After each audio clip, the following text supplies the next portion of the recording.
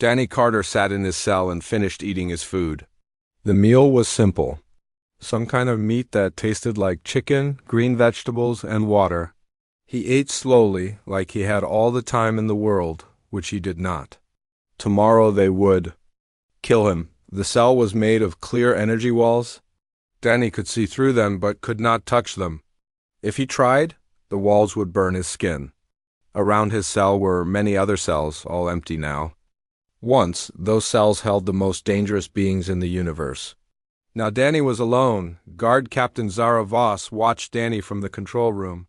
Her skin was blue and covered in small scales. She came from a planet called Altair. Next to her stood Officer Kyle Banks, a young human who had just started working at the prison. Kyle looked nervous as he watched Danny eat. "I don't understand," Kyle said. "He looks normal, just a regular human guy. How did he kill all those other prisoners?" Zara did not take her eyes off Danny. "He did not kill them, boy. He ate them." Kyle's face went pale. "What do you mean, ate them?" "I mean he put them in his mouth and swallowed them. All of them, every single prisoner in this place." The prison was called Nexus Maximum Security. It floated in space around a dying star. The star gave off a red light that made everything look bloody. The prison was built to hold creatures that could destroy whole planets. There had been over 200 prisoners when Danny arrived 6 months ago. Now, there was only Danny. Kyle shook his head. "That's impossible." Some of those prisoners were huge. The destroyer of worlds was 50 feet tall. The Shadow King could turn into gas. How could one human eat them all? Zara finally looked at Kyle. Her yellow eyes were cold. "Danny Carter is not a normal human.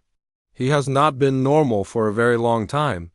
In another part of the prison, Director, Helen Ross sat in her office. She was reading a message on her computer screen. The message came from the Galactic Council, the group that ruled most of the universe. They wanted to study Danny before his execution. They wanted to understand how a human had become so dangerous. Helen did not like the idea. Danny was scheduled to die tomorrow. That was good. Danny was too dangerous to keep alive. But the council wanted their scientists to poke and prod at him first.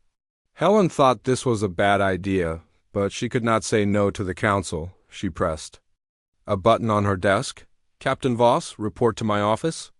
A few minutes later, Zara walked into Helen's office. Helen showed her the message from the council. "They want to study the prisoner," Helen said. "A research team is coming tomorrow morning," Zara frowned. "That is not wise, Director. Danny Carter should be disposed of quickly. Every day we keep him alive is a risk. I know that. But the council wants answers. They want to know how one human could consume creatures that could level star systems." Back in the control room, Kyle was still watching Danny. The prisoner had finished eating and was now sitting quietly on his bed. Danny looked to be in his 30s with brown hair and normal human features. He was not big or muscular. He looked like someone you might see working in an office or teaching school. "What did he do before he came here?" Kyle asked. Another guard, Officer Pete Johnson, walked over. Pete had been working at the prison for 10 years. He knew all the stories about the prisoners. "Danny Carter used to be a marine biologist," Pete said. "He studied fish and other sea creatures on Earth. He was part of a deep space mission that went wrong." "What happened on the mission?" Pete sat down at his control station. His ship ran into something called the Devourers. Nasty creatures that eat everything in their path.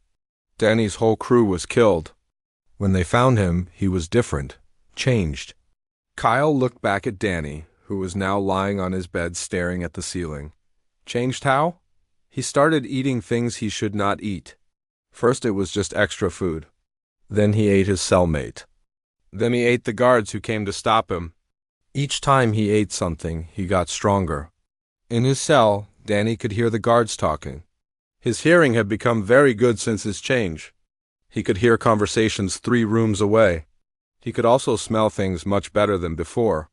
Right now he could smell the fear coming from the young guard named Kyle. Danny smiled. Fear had a sweet smell like flowers mixed with metal. It made him hungry. He had tried to explain to the doctors what had happened to him. When the Devourers attacked his ship, something had gone into his body. It was not like a virus or bacteria. It was something much older and more basic. It changed how his body worked from the inside out. Now Danny could break down any kind of matter and turn it into energy for his body. He could eat metal, plastic, even energy itself. Organic creatures were the best, though. They had the most complex molecules and gave him the most power. The other prisoners had been strong. Some could destroy planets. Others could control minds, or bend space and time. But none of them understood what Danny had become. They thought he was just another human, weak and soft. They learned too late that they were wrong. Danny remembered eating the destroyer of worlds. The creature had been 50 feet tall and made of living rock. It could shoot beams of energy from its eyes that could crack moons. But when Danny touched it, the creature started to dissolve. Its rocky skin turned to dust. Its energy became part of Danny. The Shadow King had been harder to catch because it could turn into gas. But Danny had learned to absorb gases too. He just breathed in and the Shadow King was gone. Each prisoner he consumed made him stronger and smarter. He began to understand things about the universe that normal humans could not grasp. He could feel the movement of stars and the pull of gravity across vast distances. He could sense the energy patterns of living creatures from miles away. The guards thought the energy walls of his cell could hold him. They were wrong. Danny could absorb energy just like everything else. He could break down the walls anytime he wanted. But he did not want to escape. Not yet. Danny was waiting for something. He could feel it coming like a storm on the horizon. Other beings like him were waking up across the universe. Humans who had been changed like he was. Soon they would all be ready. Tomorrow the research team would come. They would want to study him, to understand what he had become. Danny would let them. He would even help them understand. Because soon they would need to make a choice. They could join him in what was coming, or they could become part of it in a different way. Danny closed his eyes and listened to the hum of the prison's power systems. All that energy flowing through the walls and floors. All that potential food just waiting to be consumed. His stomach rumbled softly. He was getting hungry again. In the control room, Kyle noticed something on his monitors. The energy readings from Danny's cell are changing. Pete looked at the screens. The numbers were climbing slowly but steadily. That's not good. Call Captain Voss. But before Kyle could press the button, all the monitors went dark for a moment. When they came back on, the numbers had returned to normal. Danny was still lying on his bed, looking peaceful and calm. But now he was smiling. The smile made Kyle feel cold all over. There was something wrong with that smile. It was too wide and showed too many teeth. Maybe we should move him to a different cell, Kyle said. Pete shook his head. Kid, that cell is the strongest one we have. If it can't hold him, nothing can. What Pete did not know was that Danny was not trying to break out of his cell. He was making it part of him, molecule by molecule. Soon the whole prison would be part of Danny Carter. And then the real hunger would begin. The research ship arrived early the next morning. Dr. Alex Morrison stepped off the transport along with his team of 5 scientists. Alex was a tall man with gray hair and kind eyes. He had studied alien life forms for 20 years. Behind him walked Lisa Grant, a security specialist with short black hair and cold blue eyes. She brought 10 soldiers with her. Director Helen Ross met them at the docking bay. She did not look happy. Dr. Morrison, I want to make something clear, Helen said. Danny Carter is the most dangerous prisoner we have ever held. Your study time is limited to 4 hours. After that, he dies. Alex nodded. I understand your concerns, Director. But the Galactic Council believes Danny might be the key to understanding a new threat. We need to know how he became what he is. Lisa stepped forward. My team will handle security. We have weapons designed to stop energy-based life forms. Helen almost laughed. Your weapons will not work on Danny Carter. Nothing we have tried has worked. They walked through the prison corridors toward Danny's cell. The empty cells they passed were dark and silent. Some still had scorch marks on the walls from the battles that had happened there. "Tell me about the other prisoners," Alex said. "What kinds of beings were they?" "The worst the universe had to offer," Helen replied. "The Flame Eater could burn entire solar systems. The Mind Ripper could control the thoughts of millions. The Void Walker could step between dimensions. All of them are gone now, and Danny Carter defeated them all." "He did not defeat them, he absorbed them. There is a difference." They reached the control room where Captain Zara Voss and Officer Kyle Banks were waiting. Kyle looked tired. He had been watching Danny all night and had not slept well. "Any changes in the prisoner?" Helen asked. "He has been quiet," Zara said. "But the energy readings keep shifting. Something is happening inside his cell." Alex looked through the observation window at Danny. The prisoner was sitting on his bed reading a book. He looked completely normal. "I would like to speak with him," Alex said. "That can be arranged," Helen replied. "But the conversation will be through the intercom system." "No one goes into that cell." Alex sat down at the communication station. He pressed a button and spoke into the microphone. "Hello, Danny. My name is Dr. Alex Morrison. I would like to talk with you." Danny looked up from his book and smiled. "Hello, Dr. Morrison. I have been expecting you." "You have?" "Yes, the Galactic Council sent you to study me. They want to understand what I am. I am happy to help." Alex felt surprised. Most dangerous prisoners were hostile and refused to cooperate. Danny seemed almost friendly. "Can you tell me what happened to you?"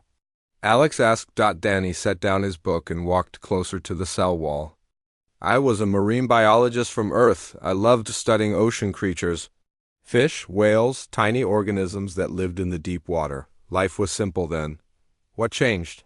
I volunteered for a deep space mission. Humanity was expanding into the galaxy and needed scientists to study new worlds. My ship was called the Starfish. We were looking for planets with oceans." Danny paused and looked sad for a moment. "We found something we were not looking for, the Devourers." Alex had heard of the Devourers. They were an ancient race that consumed everything in their path. Most scientists thought they were extinct. "What happened when you met them?"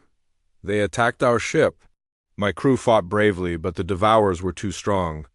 They broke into our hull and started eating my friends. I tried to hide in the biology lab."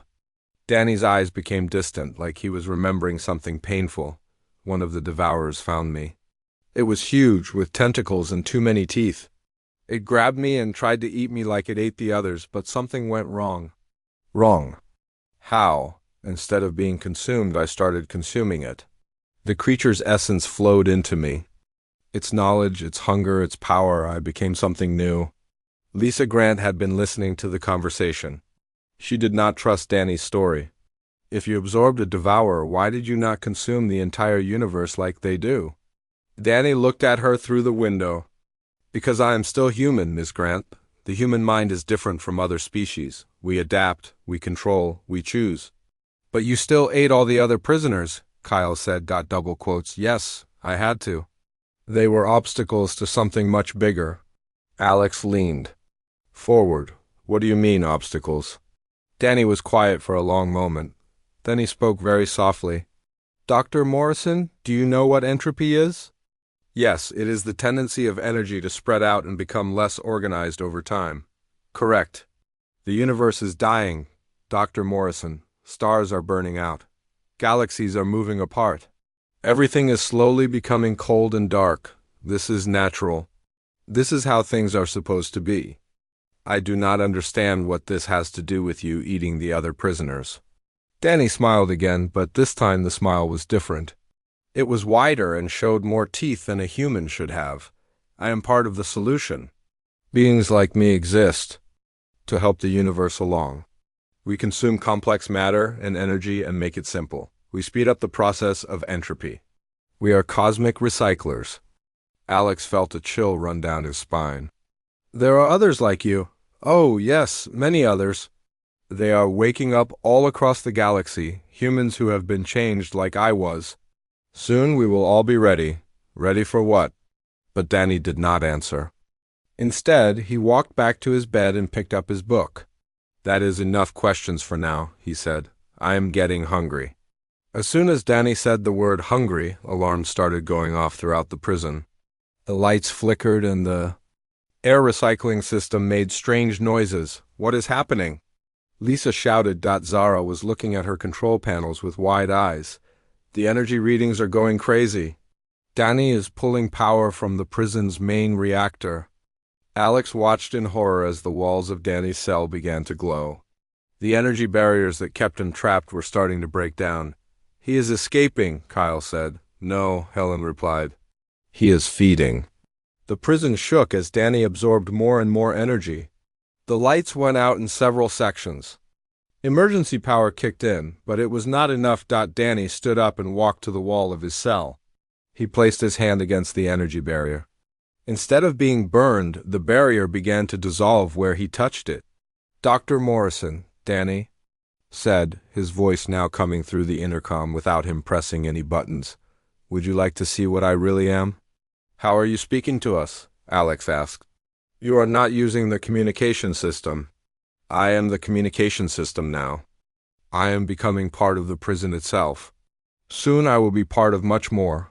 The floor under their feet began to vibrate. Through the observation window, they could see Danny's cell changing. The walls were becoming liquid, flowing like water. We need to evacuate, Lisa said, now. But when they tried to leave the control room, the doors would not open. The prison's computer system was no longer responding to their commands. Danny controls the prison now, Helen said quietly. We are trapped. Alex looked back at Danny, who was now standing in the middle of his dissolving cell. The prisoner's skin was glowing with a soft blue light. Danny, you said you still have human thoughts and feelings?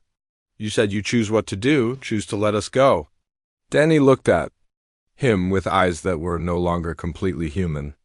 I am letting you go, Dr. Morrison. I am letting you go to a better place. A place where you will be part of something greater than yourself. You are going to eat us. I am going to make you part of the next phase of existence. You should be honored. The prison shook again, harder this time. Somewhere in the distance, they could hear metal tearing and systems failing. Lisa tried to contact her ship, but the communications were dead. Her weapons would not power up. Even her soldier's armor was starting to malfunction. He is absorbing everything, she said. All the technology, all the energy. We have nothing left to fight him with. Alex realized something terrible.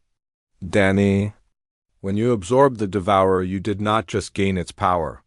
You became part of their network, did you not? Danny smiled his too-wide smile. Very good, Dr. Morrison. Yes, I am connected to every Devourer that has ever existed. Their knowledge is my knowledge. Their purpose is my purpose. And what is that purpose? To prepare the universe for rebirth?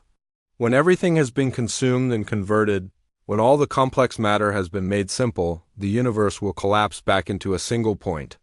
Then it will explode outward again, creating new stars, new worlds, new life.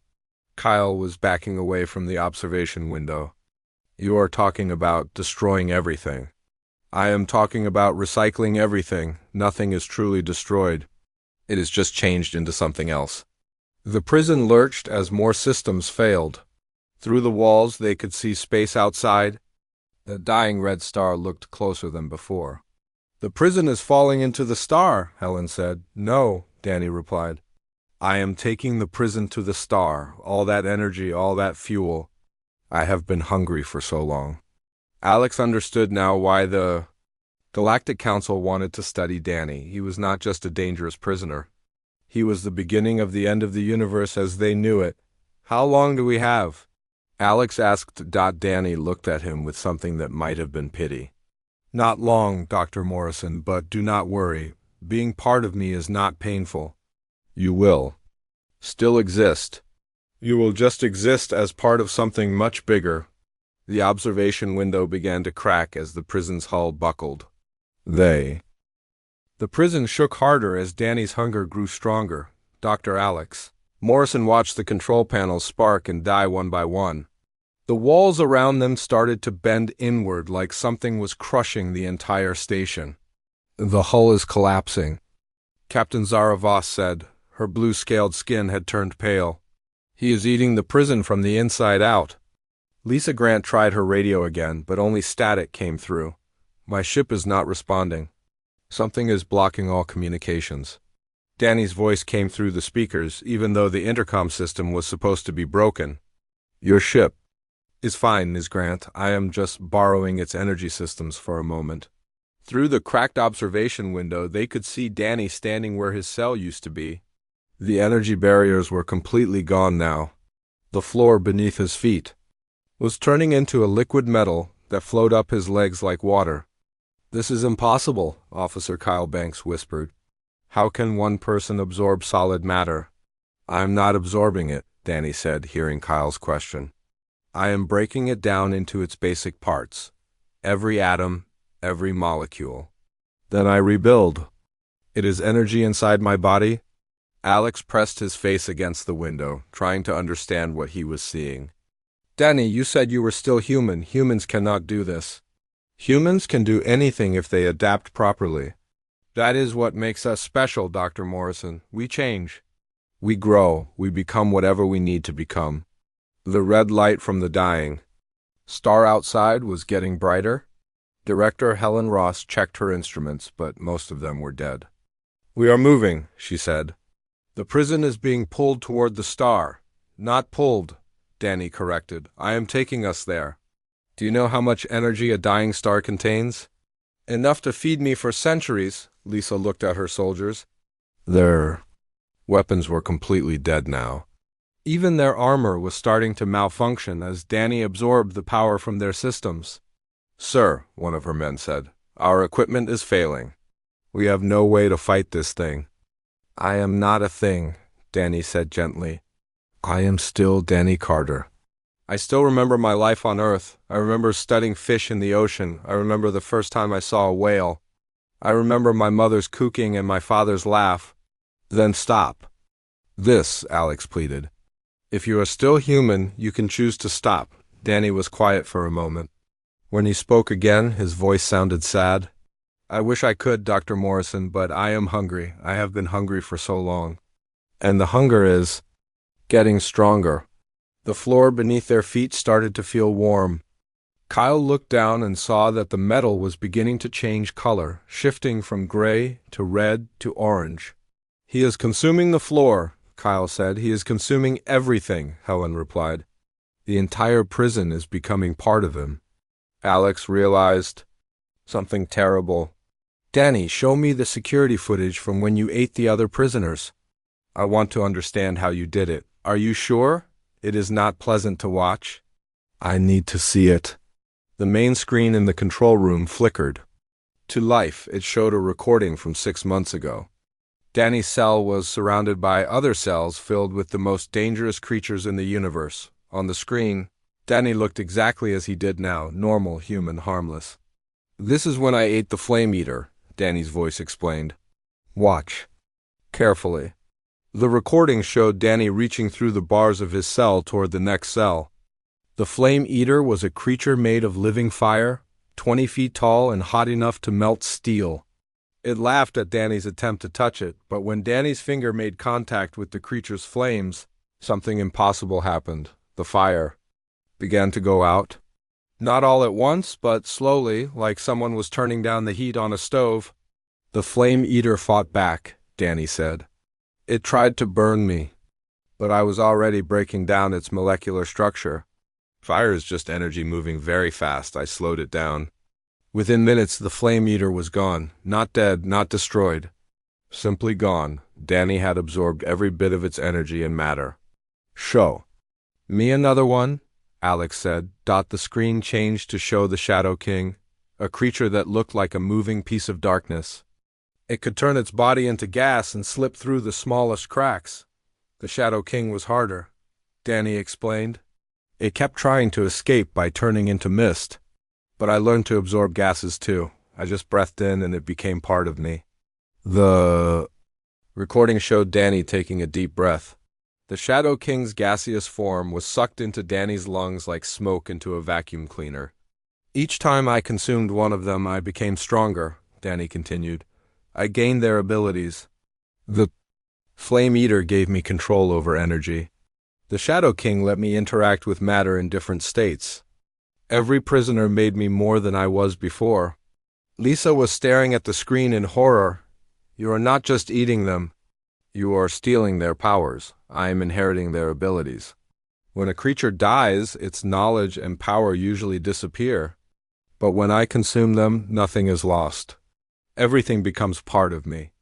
The prison shook again, more violently this time. Through the walls, they could see the red star growing larger. The heat was starting to become uncomfortable. How long until we reach the star? Helen asked. A few more minutes, Danny replied. But do not worry, I will not let you burn. I will absorb you before the heat becomes too much. Kyle was backing toward the door, but it would not open. There has to be a way out. There is, Danny said. Join me willingly. Let me absorb you while you are still conscious. That way, part of your mind will remain aware inside me. You will live forever as part of something greater. That is not living, Alex said. That is being trapped inside a monster. I am not a monster, Dr. Morrison. I am evolution. I am the next step in the universe's development. The walls around them started to glow as Danny's influence spread through the prison. The metal was becoming translucent, like glass. They could see the star's surface now, covered in massive flames that reached out like fingers. The star's gravity should be tearing us apart, Helen said. Why are we still in one piece? Because I am holding us together, Danny answered. I am converting the gravitational force into usable energy. Even the power of a star cannot harm me now. Alex realized they were witnessing something unprecedented. Danny was not just consuming matter and energy. He was controlling the fundamental forces of physics. Danny, you said there are others like you. How many? Thousands, maybe millions.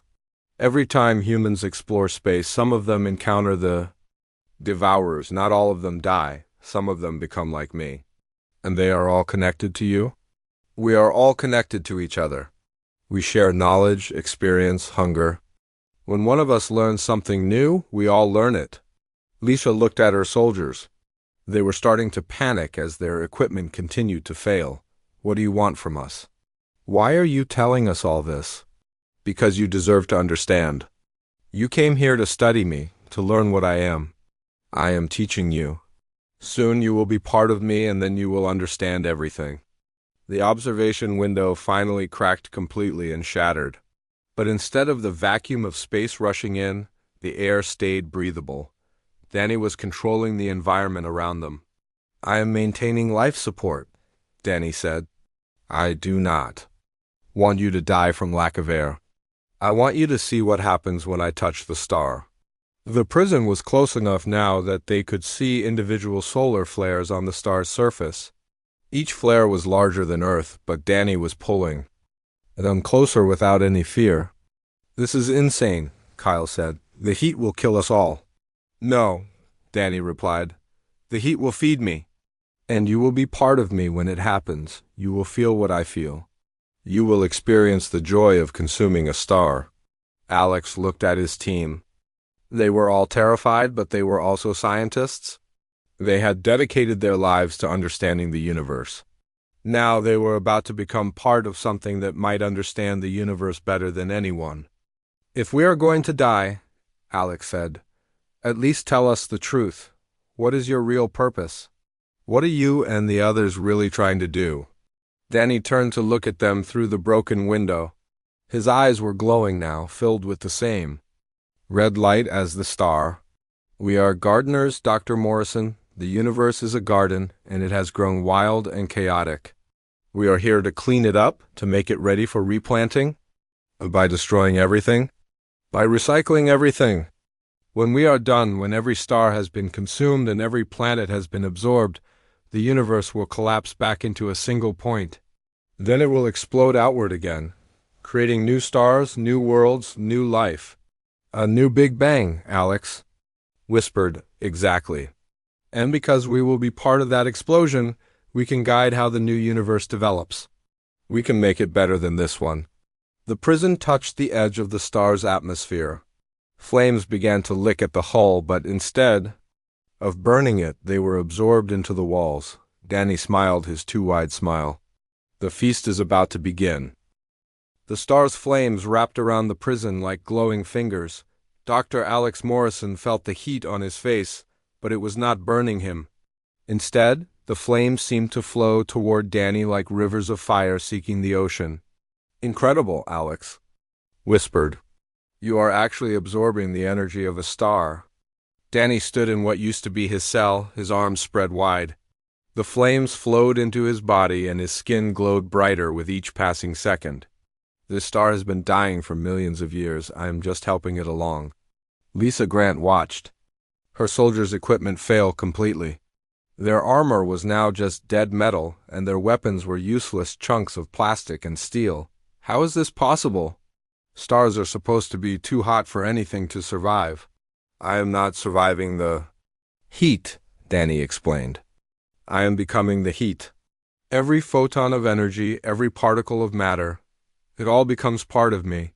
Captain Zara Voss was studying the readings on her few remaining instruments. "Danny, the star is not just giving you energy. You are pulling it apart from the inside." "Yes, I am converting the star's nuclear reactions into pure energy. Instead of burning for another billion years, this star will give me all its power in the next few hours." Alex realized something that made his blood run cold. If you drain the star completely, what happens to the solar systems around it? "There are inhabited planets here." Danny paused for a moment. When he spoke, his voice sounded genuinely sad. "They will die, Dr. Morrison, all of them. But their death will not be wasted. Their atoms will become part of me and eventually part of the new universe." "You are talking about genocide on a massive scale. I am talking about recycling on a universal scale. Do you think the bacteria in your stomach worry about your feelings when they break down your food? This is the same thing, just bigger." Officer Kyle Banks was pressed against the far wall, as far from Danny as he could get. "You are insane. You're talking about killing trillions of people." "I am not insane, Kyle. I am evolved. I see the bigger picture now. Individual lives, even individual species, are just temporary arrangements of matter and energy. What matters is the cycle itself." The prison shuddered as more of the star's mass flowed into Danny. Through the walls, they could see the star's surface changing. What had once been a smooth sphere of fire was now covered in swirling whirlpools where Danny was pulling energy inward. Alex forced himself to think, like a scientist instead of a frightened man. "Danny, you said you are connected to others like you? Can you communicate with them now?" "Always. We share a cosmic network that spans the galaxy. Would you like me to show you?" Before Alex could answer, Danny's eyes rolled back in his head, and his voice changed. It became deeper, echoing like it was coming from multiple people at once. "Greetings, Dr. Morrison. I am Marcus Webb, formerly a geologist from Mars Colony. I was changed 3 years ago when my mining crew encountered a devourer ship in the asteroid belt." Alex stared as Danny's face shifted slightly, becoming the features of a different person entirely. "And I am Janet Cole, once a teacher from New Boston. I was transformed when my school transport was attacked near the Vega system." The face changed again. "Robert Kim, engineer. Lucy Torres, pilot. David Chun, doctor. We are all here, Dr. Morrison. We are all part of the network. How many of you are there?" Alex asked. Danny's face returned to normal, but his voice still carried echoes of the others. "Millions now. Every day more humans are transformed. Every day our network grows stronger." Director Helen Ross had been quiet, but now she spoke up. "If there are millions of you, why have we not seen you before? Why are you hiding?" "We are not hiding. We are preparing. The universe is vast, Dr. Morrison. Even millions of us are just a tiny fraction of what exists. We need to be ready before we begin the final phase." "What is the final phase?" Lisa asked. Danny smiled, and for a moment his face showed the features of all the others at once. "The convergence. When all of us come together in one place and combine our power. When that happens, we will have enough energy to begin consuming entire galaxies." The star was noticeably smaller now. What had been a massive ball of fire was shrinking as Danny absorbed its mass. The light was becoming dimmer, and the heat was starting to fade. "You are killing the star," Helen said. "I am harvesting it. Every star in the universe will eventually burn out and die. I'm just making that process more efficient." Alex was beginning to understand the true scope of what Danny and his kind represented. This is not just about one solar system. You are planning to consume the entire universe. Not consume, transform. When we have absorbed all the matter and energy in existence, we will compress it back into a single point. Then we will release it in a new Big Bang, creating a better universe. Better how? Danny's eyes grew distant. No more war, no more suffering. No more death from old age or disease. In the new universe, all intelligent life will be connected like we are. Everyone will share knowledge and experience. It will be paradise. Kyle shook his head. That is not paradise. That is slavery. You are talking about forcing everyone to be part of your hive mind? It is not force if they choose it willingly. And they will choose it, Kyle, once they understand. The benefits, Lisa looked at Alex. Is he serious? Can they actually do what he claims? Alex thought about the physics involved. If they truly can control matter and energy at the fundamental level, then yes. It is theoretically possible. But it would take more power than anything we can imagine. We have time, Danny said. The universe is 13 billion years old. It will take us at least that long to consume everything, but we are patient. We are eternal now. The prison was deep inside the star's corona now, surrounded by superhot gas and plasma. But instead of being destroyed, the structure was becoming stronger as Danny absorbed the star's power. The prison's hull is changing, Zara observed. It is not metal anymore. It is becoming part of my body, Danny explained. Soon this entire station will be an extension of me. I will be able to travel through space without needing a ship. Alex realized something important. Danny, you said you still have human consciousness? If that is true, then part of you must remember what it was like to be mortal. Do you not miss your old life? For the first time since they had met him, Danny looked uncertain. I do miss it sometimes. I miss the taste of my mother's apple pie.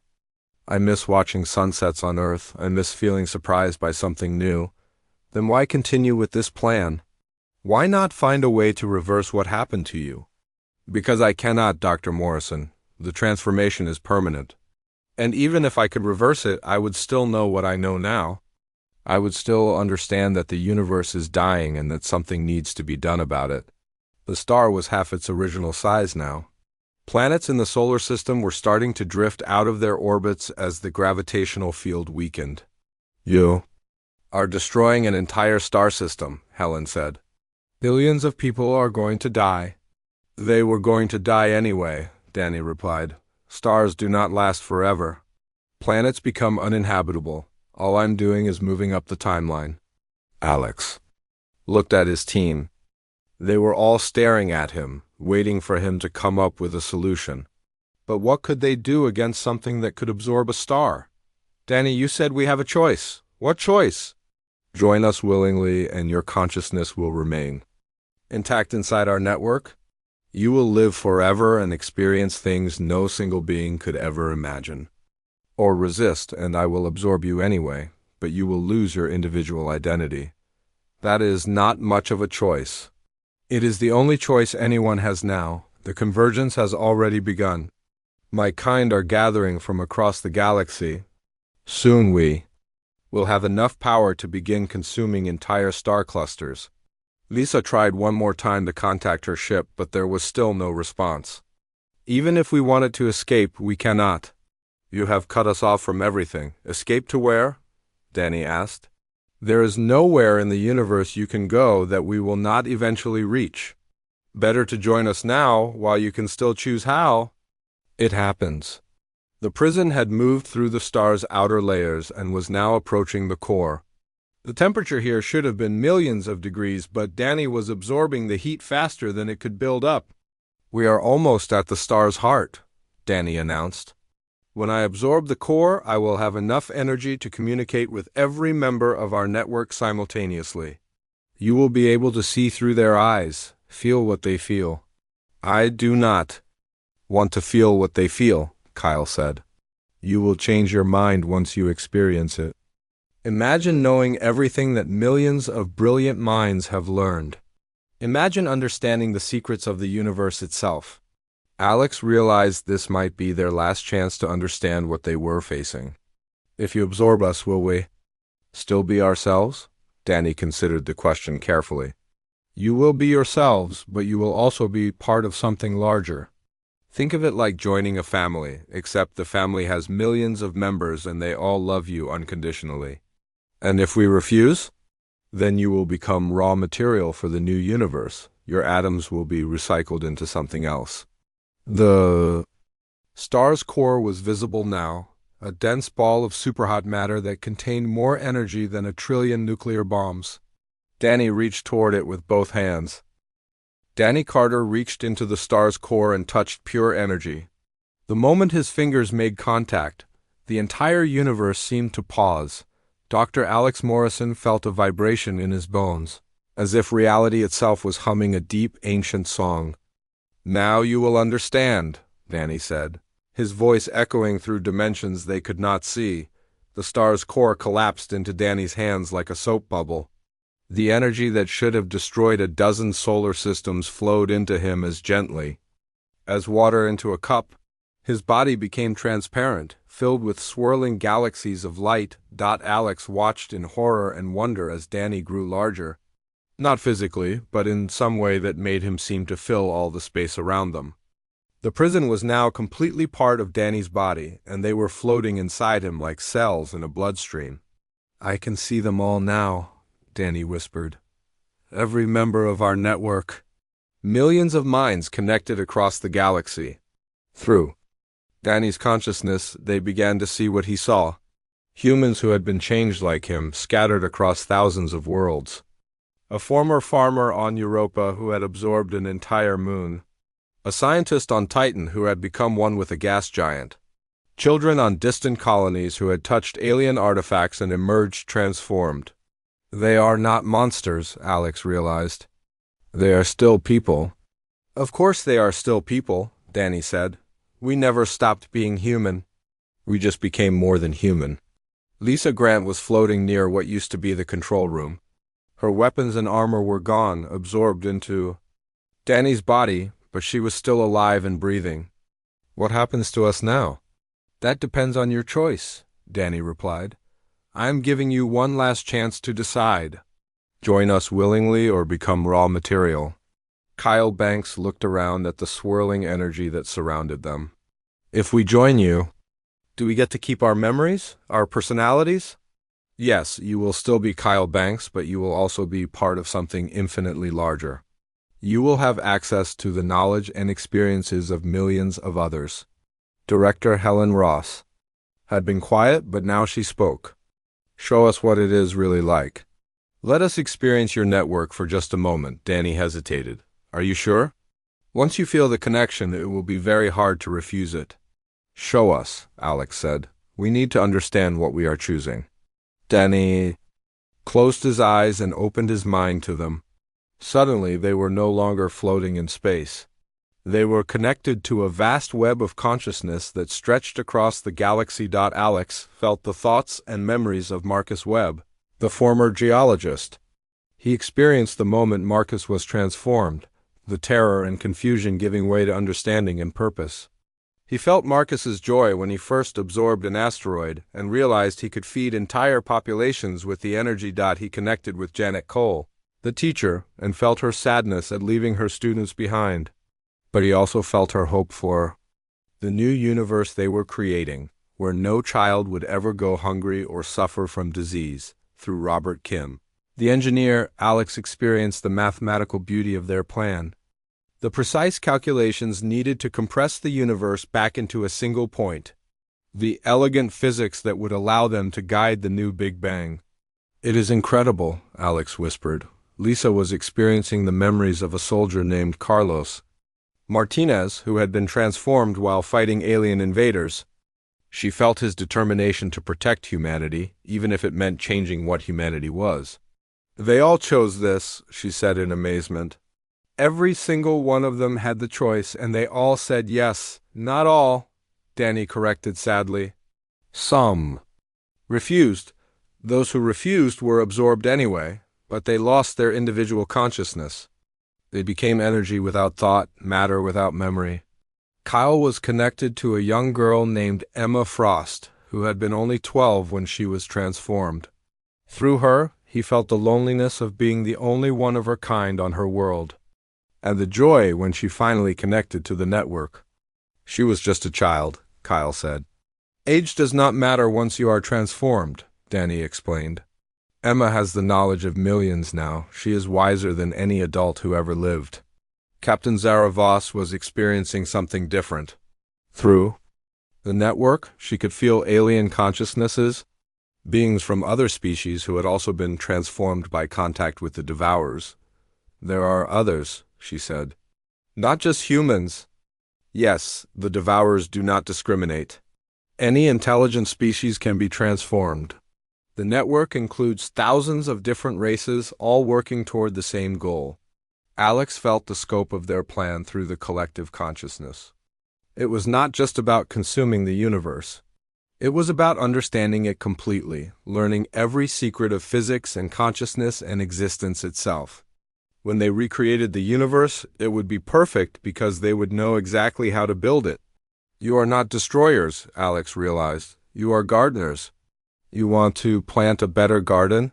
Finally, you understand, Danny said with relief. We are not evil, we are necessary. The universe as it exists now is flawed. There is suffering, death, loneliness, ignorance. In the new universe, none of those things will exist. Helen felt the weight of billions of years of planning through the network. This was not a hasty decision made by transformed humans. This was a cosmic cycle that had been planned since the beginning of time itself. The Devourers, she said. They are not a species, are they? They are the previous universe's version of you. Correct. Every universe eventually produces beings capable of this transformation. We consume everything, compress it, and release it as a new Big Bang.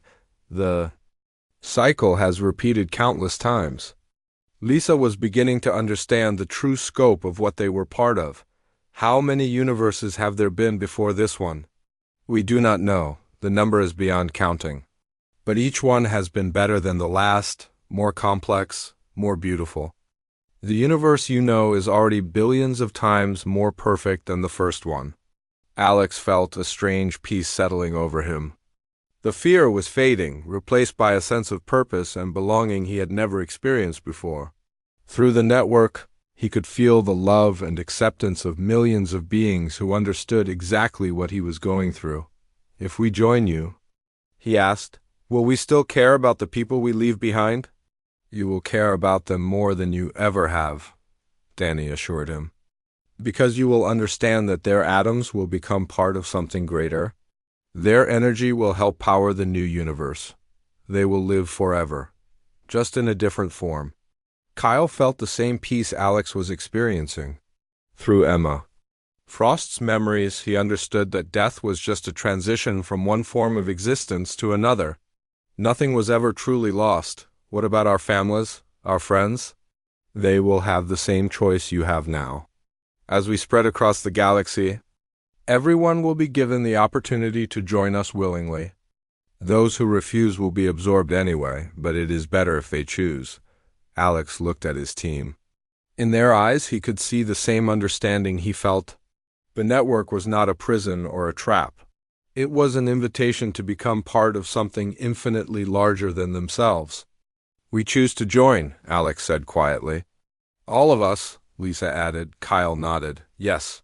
Helen and Zara looked at each other and nodded as well. Danny smiled, and this time his smile was purely human. Welcome to the family. The transformation was gentle. Alex felt his consciousness expanding, connecting to the vast network of minds across the galaxy. His body dissolved into energy, but his thoughts remained clear and focused. He was still Alex Morrison, but now he was also part of something eternal. Through the network, he could feel the convergence beginning. Transformed beings from across the galaxy were moving toward a central point where they would combine their power. Soon they would begin consuming entire star clusters, but Alex no longer felt horror at this thought.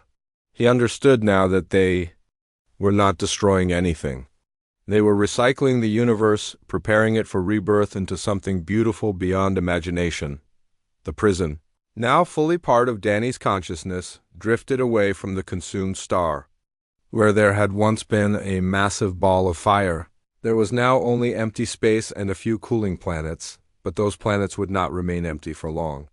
Soon other members of the network would arrive to harvest them as well.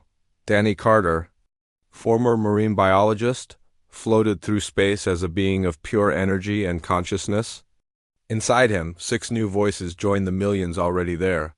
Dr. Alex Morrison and his team had become part of the cosmic cycle, gardeners preparing the universe for its next phase. Across the galaxy, the convergence continued. And somewhere, in the vast network of transformed consciousness, plans were being made for the most beautiful universe ever created. The feast was far from over. It was just beginning.